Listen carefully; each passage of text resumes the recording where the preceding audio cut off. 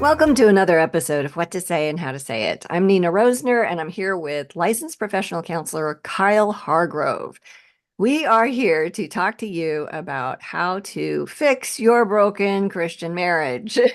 And maybe it's change because it's a podcast. There's some ideas. We don't guarantee that these things work, but it is certainly what we see happening and play out in the best of circumstances in terms of how to facilitate moving closer to God and each other in your relationship.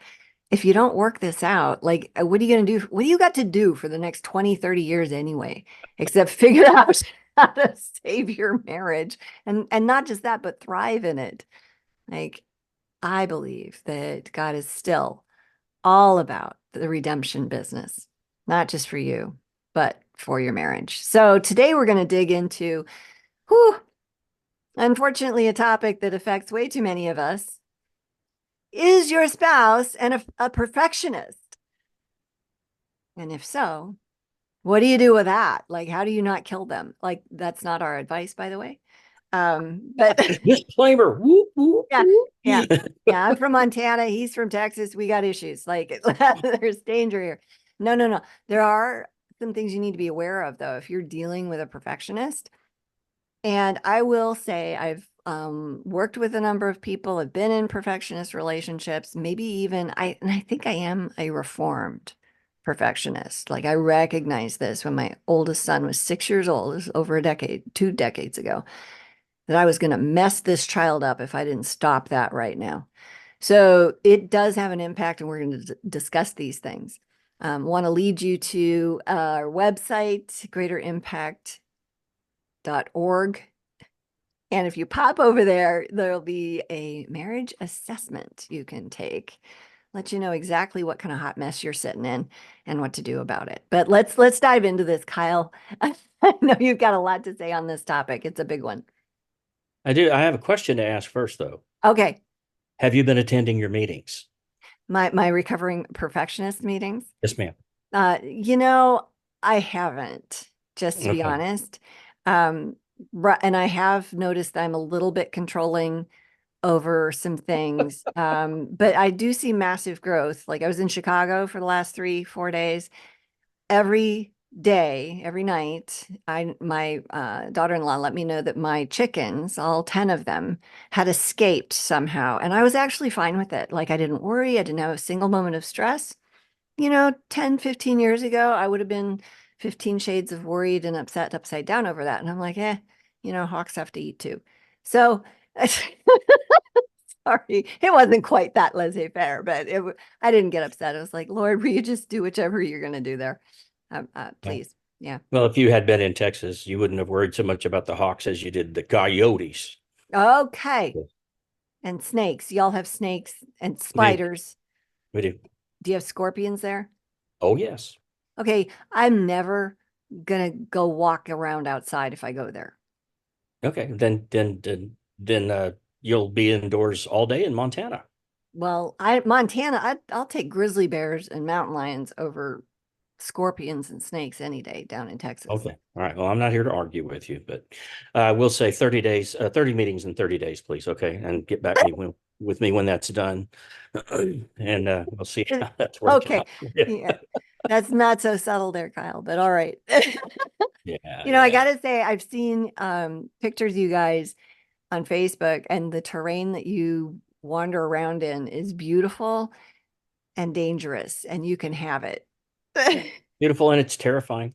Yeah. And it's not extreme terrain by any stretch of the Hmm. imagination as far as elevation and drop offs and things, but the Texas Hill Country is it can look in one snapshot it can look beautifully green and tree covered, and in another one it's covered in scrub, mesquite, and cactus. Hmm. So and lots of rocks no matter where you go. And So who knows what's hiding in those rocks? that's the problem. Yes. That's the problem. In the early spring, it is frequent, or the late spring, actually, it's frequently snakes. Okay. Well, So we live right in the heart of the rattlesnake belt. So yeah. Okay. At least they that's why we have, like we like to make rattlesnake belts. Little yeah, that's humor here. the So only good thing to do with yeah, them. At least they yeah. have an alarm system. They do, and sometimes they. So, Sometimes. all right, we had a topic, right? Yeah, Yeah. perfectionism. You know what I have found in my lifetime, and I think I've met hundreds and hundreds of other people that have done the same just through therapy. I've probably known a lot of other people that uh, struggled and dealt with this, and I never knew it. But what I have found in my lifetime, and I'll just speak to my own experience, is I know of nothing, even sleep deprivation. I know of nothing more exhausting mentally, emotionally, and physically than when someone has unrealistic expectations of you. Mhm. And no matter what you do, it feels like and seems like, and it may be true that you can't win. You Mhm. can't beat them. You can't get that monkey off your back no matter what you do. And it's not because you're not enough. It's because the expectation of you is too much. Right. And so you're not going to be enough. And that is the reality with that individual that is perfectionistic. You're not enough. But Yeah, that doesn't mean that you are actually not enough. right. Those are two different things. So if you think, I can live with this. You said something earlier about, hey, how's it looking spending 20 or 30 more years doing this? I'm thinking that the question I have is if you think you can't get any angrier, if you think you can't get any more frustrated, Yeah. if you think, fill in the blank, this will show you that you can't. Hmm. Yeah. Because living under the perfectionist boot heel of someone else in your house that's called a spouse or a partner, living under that perfectionist boot heel is impossible. Yeah.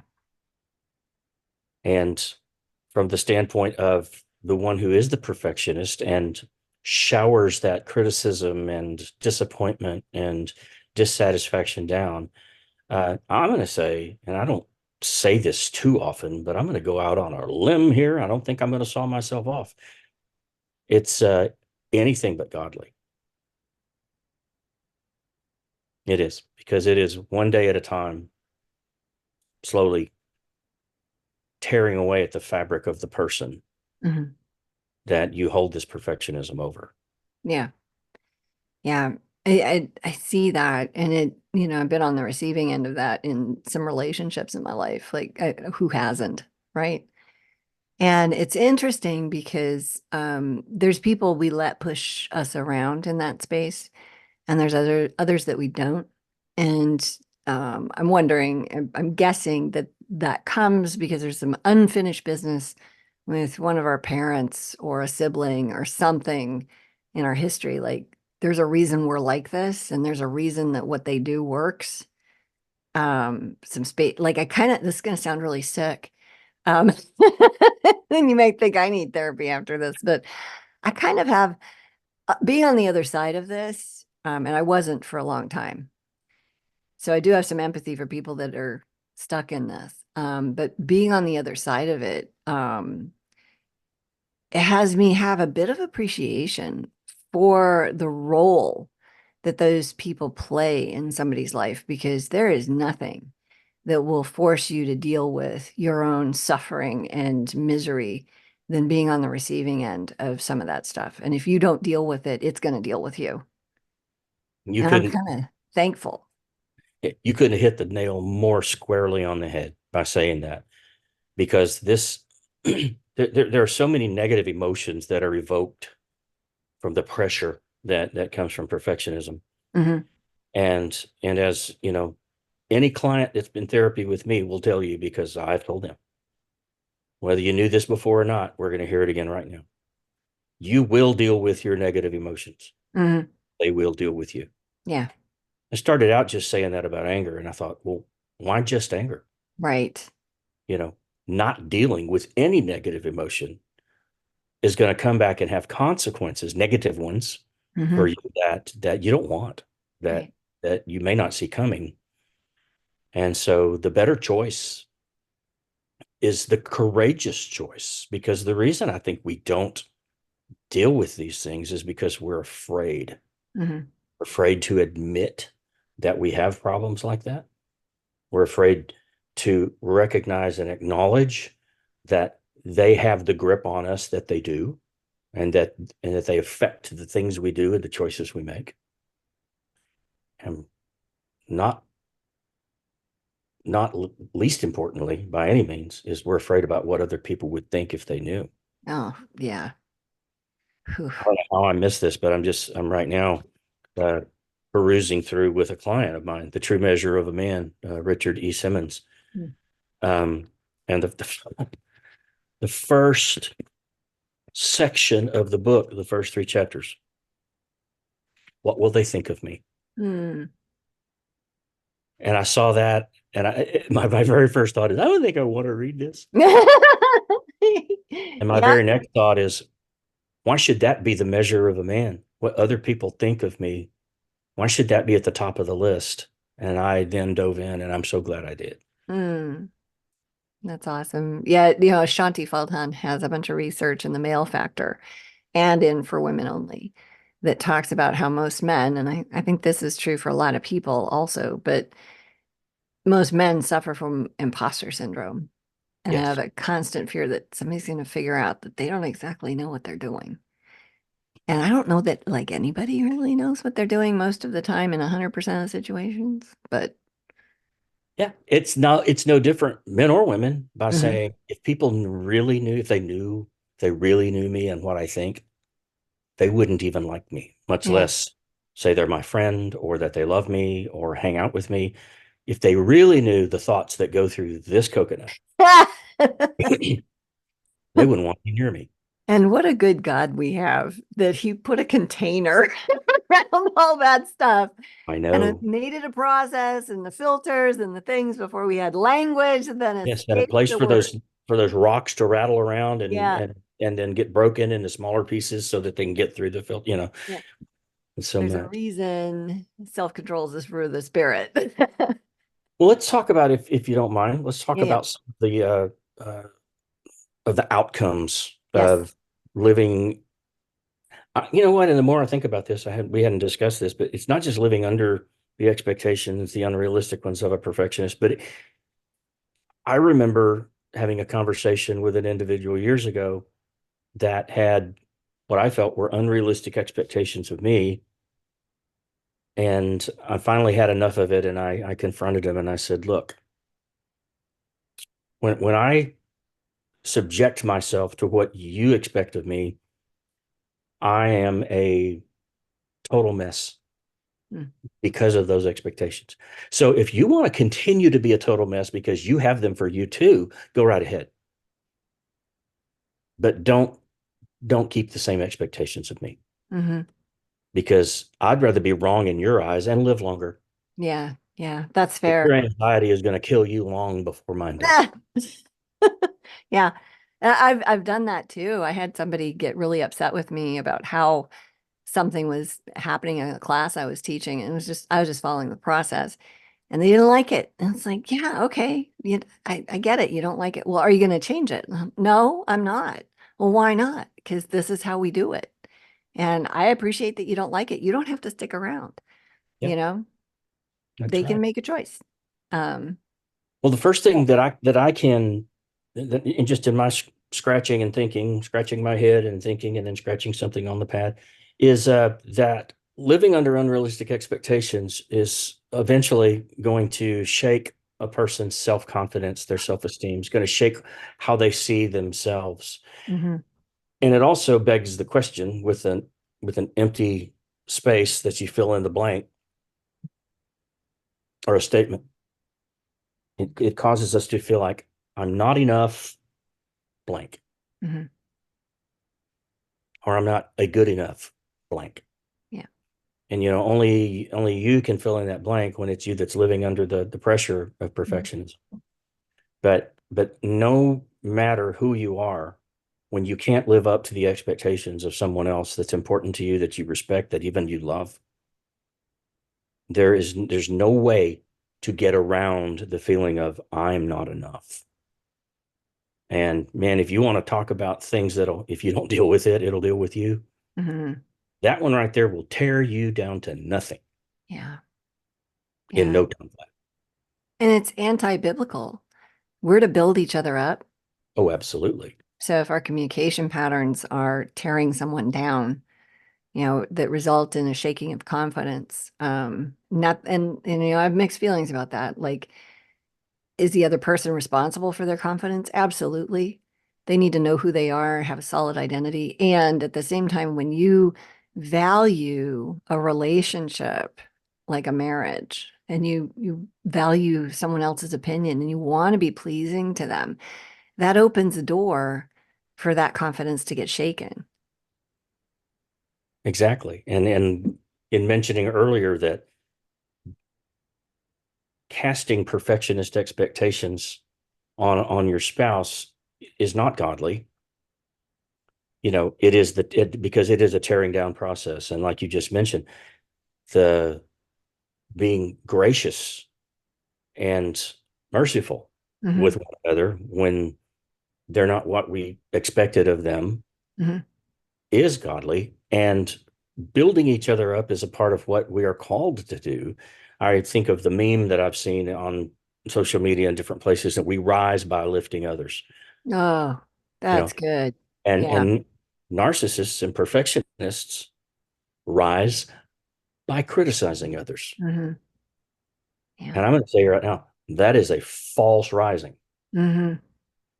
Yep. That's something that has no foundation underneath it, and that person's going to fall. And nobody wants to see that. We don't Well, and want to see. eventually you get tired of hanging out with it. Yeah. It just sucks the life out of you. Yeah. So speaking of that, it not only sucks the life and the self-confidence and the self-image out of a person, or at least the positive self-image, it also wears down an individual's willingness Mm, to be a cooperative part of the union.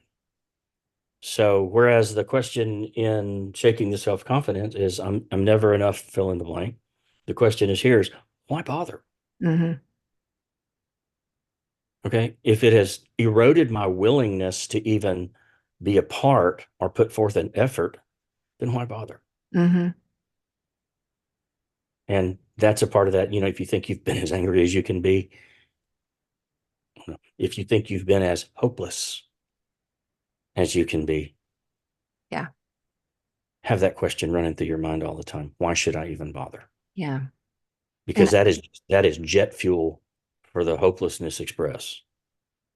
ooh, yeah, that's a great analogy for that because the hopelessness then is in the relationship, it's in our ability to be, do, please, whatever. And then the place that this goes that's even worse than that is hopelessness in God. Yeah. Like I've seen so many people lose their faith because of dealing with a perfectionistic mate. It's just brutal what happens to them. Yeah, it is. And another thing that crossed my mind about things that happen, the consequences of this unrealistic environment, is that it translates ultimately into anxiety. Mm, I mentioned earlier about the fatigue and the exhaustion, hmm. physically and emotionally, of living under this type of expectation. This is really what I was saying. And it's not the expectation that causes the exhaustion, it's the anxiety that does. Hmm. It's That's the fair. anxiety that is created by the expectation that ultimately brings this fatigue on.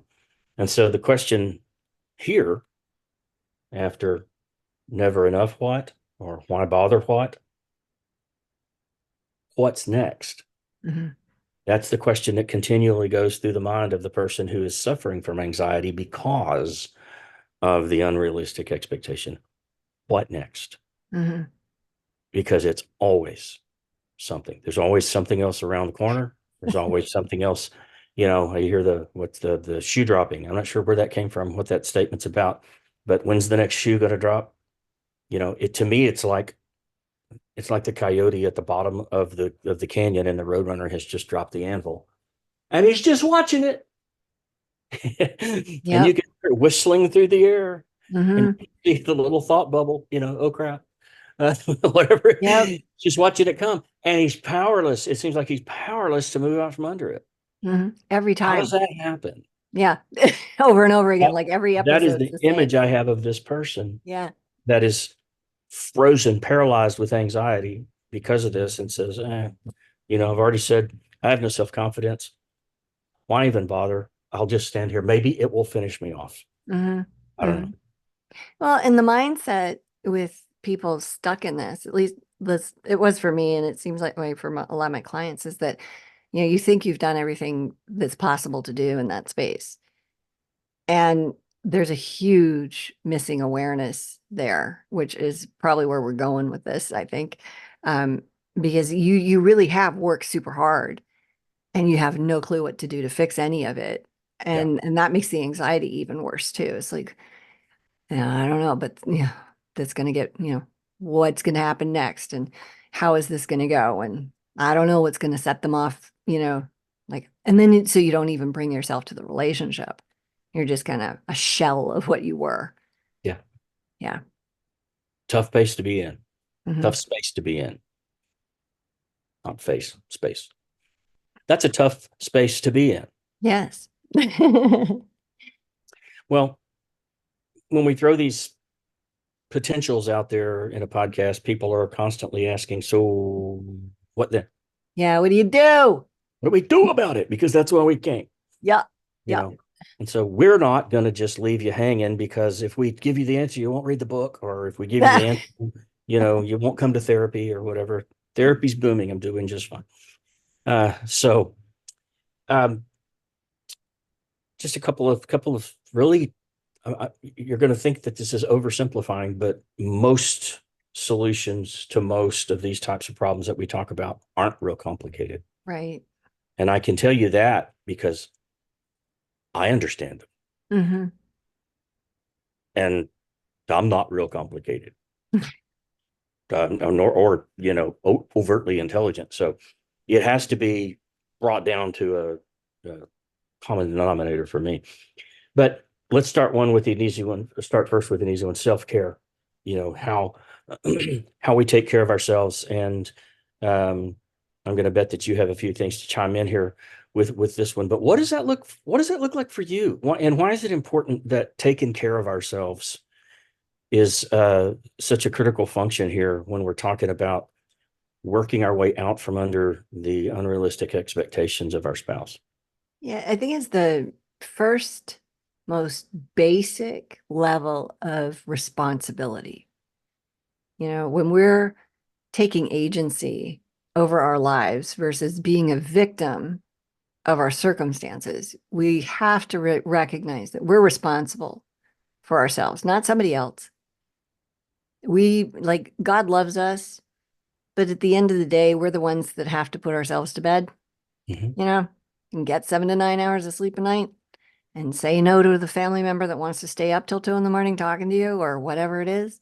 And so the lack of basic self-care, like food, nutrition, that's whole, healthy, if you're eating like a 5-year-old, like stop it. It's not good for you. It's gonna mess you up, man. You're gonna pay for it later.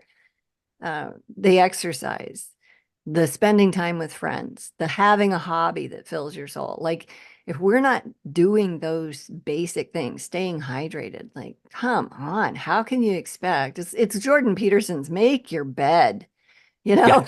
have some semblance of order, even if it's the smallest of things. You could have said anything else, okay? You could have gone anywhere, any chore, whatever, Yeah, but you had to use making the bed, didn't you? yeah. Because I mean, I'm sorry, but it's a thing. Like we were gone for 4 days. I didn't make my bed at all over the 4 days. I was in, an Airbnb. It was beautiful. But I was like, I'm on vacation from responsibility in a small way here. Yeah. Actively chose that. But when you take agency over your life, you're no longer a victim. And then you move through life differently and you stop being somebody whose confidence is shaken. and who's unwilling to try and exist with purpose. Like it Yeah. changes literally everything, including anxiety. So, yeah, to your point, they're small, but they're so important. Yes. So important. And probably the first one I jump on faster than anything, more frequently than any other, is to ask the person, to tell me about their sleep. Hmm. Um, Depression, anxiety, anger, whatever Hmm. I finished with a client not long before we started this podcast. I'm just so irritable. Everything is on my nerves. First question out of the box: how are you sleeping? Hmm. Well, I'm not sleeping. What do you think? You know, this anxiety keeps me from sleeping. And I say, and not sleeping causes your anxiety to Yeah. get worse. Yeah. And we may not even know what your anxiety is all about right now, but we do know that there are ways that you can get sleep that are, at least marginally healthy. Hmm. Some that need to be overseen by a health professional, a doctor, but there are ways we can get back on the sleep track. Yeah. And it has a lot to do with the whole of these items that you talked about, not just one or two of them, but putting them all together helps us sleep better. Hmm. For sure. So that's a huge one. But I also want to remind people to remember that it's not your responsibility to constantly meet your partner's unrealistic expectations. And I know that's a comment that could cause some explosiveness I in love some that though. situations, but you deserve to be loved and accepted the way you are. We all do. Mhm. And what someone is telling us when they constantly are honest about not doing something the way they think we should, or it's not good enough, or whatever the case might be, is that there are specific conditions for me to love you, Yep. and you need to meet those conditions. Mhm. Mm, that's a tough place to be. That's the rock and the hard place analogy. Yeah. And it's difficult at times to be able to stand up to that. It takes courage because it is a fearful situation, to find yourself under that kind of scrutiny from someone that is supposed to love you unconditionally. Right. Brutal stuff. True. Yeah. And then this one I saved for last because it requires a little more coming to the table than just you deciding. And it requires actually in this situation, I think it's going to require courage, which means you're a little afraid. And that's okay because courage doesn't exist absent of fear. Yep. There is no need for courage if fear isn't present. But it's okay to discuss with your spouse or your partner what you believe realistic expectations are of you. Hmm. And like I say, this one takes a little more preparation because it works better if you have a spouse or a partner who's willing to sit down and have this conversation with you, listen to you, hear what you have to say, and at a bare minimum, you know, spend some time affirming and validating your feelings, whether they even agree with them or not. Hmm. But how do we get where we want to be if we can't express what we're feeling? And, you know, what better than to have a conversation like this than with somebody coming to the table with a possible solution? Right. I'm bringing you possible solutions here because I think these are realistic expectations instead of the ones that you've been given to me. Hmm. Yeah. It's a hard thing when you don't have the relationship that is capable of handling that kind of conversation. And that would be a big red flag to get help now. Like, Yeah, no joke. There needs to be some conversations that are different than that around maybe boundaries, just being executed, action steps being taken, those kinds of things. Because if we can't be both adults in the conversation, you don't really have a relationship there. that is correct. Um, and it matters because, as we age, ah, man, when you're in your 30s and 40s, you don't think it's going to be a thing, but it gets you at some point. Any like you, your bodies betray you. I mean, I'm just sitting here. I turned 57 and I'm like, yeah, there's parts of me that are maybe older than that and some maybe not much younger. Like it's just what is this pain in my knee? There's things that happen as we age. So you either have the conversations and learn how to do it when you're younger, and there's more fun to be had, or you're forced into it when you're dealing with health issues and you literally physically cannot do or mentally cannot do some of the things that you used to do. That's It, right. you're gonna get stuck in this stuff at some point. So you might as well get help while you're still not suffering so very much. Like cut the suffering out, jump on it sooner versus later. That's my advice. And Don't wait. who hasn't had that conversation, who's been in a relationship any amount of time, who hasn't had that conversation where you look at your spouse in disbelief and you say, Mhm. I'm not sure what you're expecting of me here, Yeah. but I think maybe your ideas are a little lofty. Yeah, that's the kind way of saying you've lost your ever loving mind. That's right. That's an absolute no. My favorite one right now is, are you outside your mind right now? What's on your What? mind? Yeah. Stop it. But I'd like to make a kind of a parting shot, if you don't mind, Yeah, yeah. Bring it on. because we've been talking about being, to use the word, but I don't know a better one right now, in the heat of the moment. Uh, we've talked about this from this perspective of someone who's the victim of another individual whose expectations are too high, even perfectionistic. Mhm. And I'd like to say something to the person who is the one who is probably suffering just as much, who is the perfectionist. Yep. And they are locked inside a set of beliefs and actions that are broken.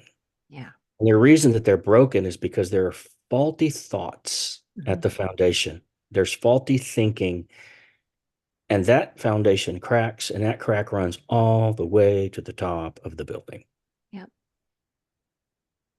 And so if you're the one suffering with that, I really want to encourage you to look for some help, because not only will it improve the quality of life for the people around you, it will change your world. Mhm. It'll rock your world. Because I have a basic question I ask people, and I stop and have to ask myself sometimes when I find myself getting bent out of shape about something that's probably not that big of a deal. A year, a month, a week, or an hour from now, how's the world going to be different Mhm. if I don't do something this way, or if I don't satisfy a certain expectation, yet I still get the job done? How's the world going to be different if this doesn't come to fruition the way that I am powering myself through to make sure that it does? Yeah. And almost always, not every time, but almost always, it's like, not a bit. Right. And yet I would choose to imprison myself in this belief system that I have to be perfect Mhm. and that I need to look for the same in those that are around me. So stop it. Yeah. Well, and that's We we have ways of helping you do that. yeah, that it's an easy thing to say, but there is a clear path to take to make that not be a thing. Like That's people right. know how to deal with this. You help people get free from anxiety and depression in the work that you do daily style. I've watched, I'm not a therapist, but I've watched the Lord set people free in the work that we do. So, and I think, both of us being Christian, he's operating on, deep levels in that space. Bottom line, you don't have to feel the way that you feel. You're not trapped.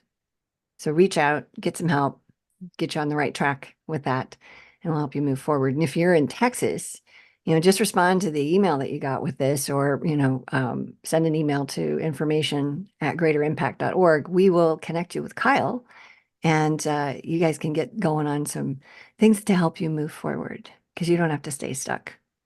Awesome. Thanks so much for popping in today and listening, watching the show. Be sure to check out the next episode because if you're dealing with conflict, you're gonna want to know what that's about. We'll see you soon.